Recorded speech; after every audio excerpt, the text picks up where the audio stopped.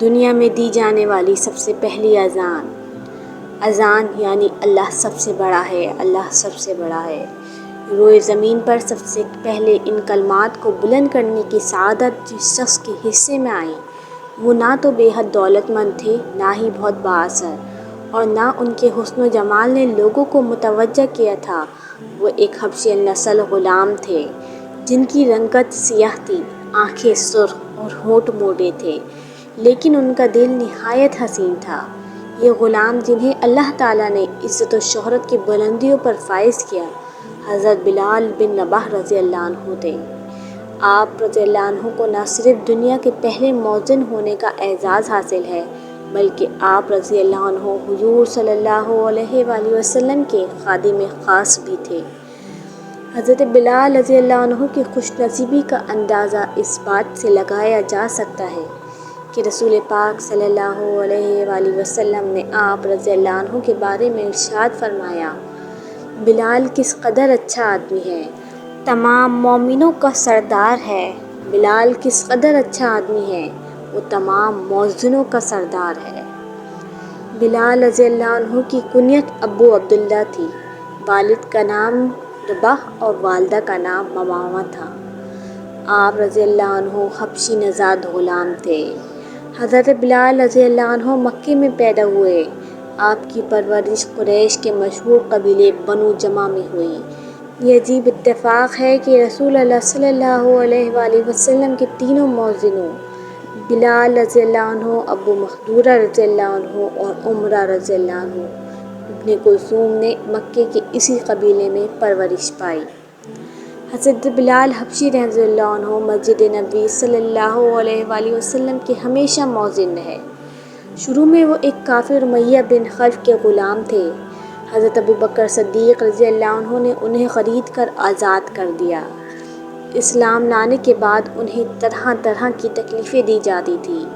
امیہ بن خلف جو مسلمانوں کا سخت دشمن تھا، ان کو سخت گرمی میں دوپہر کے وقت تپتی ہوئی ریت پر لٹا کر ان کے سینے پر پتھر کی بڑی سیل رکھ دیتا تھا تاکہ وہ حرکت نہ کر سکیں، مگر وہ اس حالت میں بھی احد احد کہتے تھے۔ انہیں مکے کے لڑکوں کے حوالے کر دیا جاتا تاکہ وہ ان کو گلی کوچوں میں چکر دیتے پھریں، اور یہ تھے کہ اللہ ایک ہے کہ صدا لگاتے۔ اس کا انہیں یہ صلہ ملا کہ حضور اکرم صلی اللہ علیہ وآلہ وسلم کے دربار میں مؤذن بنے، اور سفر خضر میں ہمیشہ اذان کی خدمت ان کے سپرد ہوئی۔ یہ کامل عشق و محبت کا جذبہ تھا جو بلال رضی اللہ عنہ کو کسی وقت بھی اپنے محبوب آقا سے جدا نہ ہونے دیتا تھا۔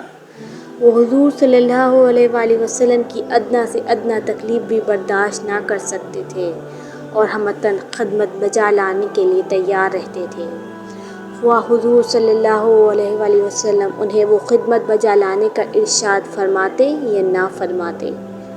سفر کے دوران میں جب دوپہر میں دھوپ شدت اختیار کر لیتی تو حضرت بلال رضی اللہ عنہ بغیر کہے رسول اللہ صلی اللہ علیہ وآلہ وسلم کے سر پر چادر تان دیتے۔ غزوات کے موقع پر وہ میدان جنگ سے کچھ دور ایک سائبہ کھڑے کر دیتے جہاں سے حضور صلی اللہ علیہ وآلہ وسلم جنگ کا نظارہ کرتے اور مناسب حال ضروری ہدایات دیتے رہتے تھے۔ جب تک جنگ جاری رہتی، بلال رضی اللہ عنہ برابر میدان میں جنگ اور حضور صلی اللہ علیہ وآلہ وسلم کے خیمے کے درمیان چکر لگاتے رہتے اور حضور صلی اللہ علیہ وآلہ وسلم کے احکام اور ضروری ہدایات فوج تک پہنچاتے رہتے۔ جب رسول اللہ صلی اللہ علیہ وآلہ وسلم فاتحانہ شان سے مکے میں داخل ہوئے تو آپ صلی اللہ علیہ وآلہ وسلم نے بلال رضی اللہ عنہ کو حکم دیا کہ وہ کعبے کی چھت پر کھڑے ہو کر اذان دیں۔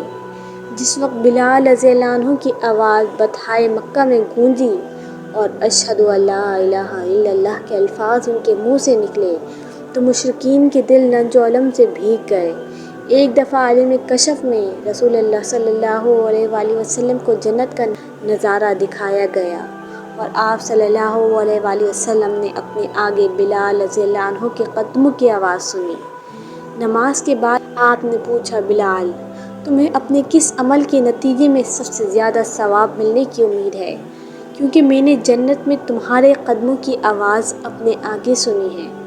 حضرت بلال رضی اللہ عنہ کی کثر نفسی دیکھیں کہ اس وقت نہ انہوں نے اپنے زہد و قناعت کا ذکر کیا، نہ جہاد فی سبیل اللہ کا، نہ ان تکالیف و مصائب کا جو آپ رضی اللہ عنہ کو راہ حق میں اٹھانی پڑیں اور جنہیں آپ رضی اللہ عنہ نے بڑے صبر و استقلال سے برداشت کیا، اور نہ اپنی اطاعت و فرما برداری کا، بلکہ صرف یہ کہا میں نے اسلام کے دوران کوئی ایسا غیر معمولی عمل نہیں کیا جس کی بنا پر میں بارگاہ خدا سے خاص ثواب کا مستحق ٹھہرایا جاؤں۔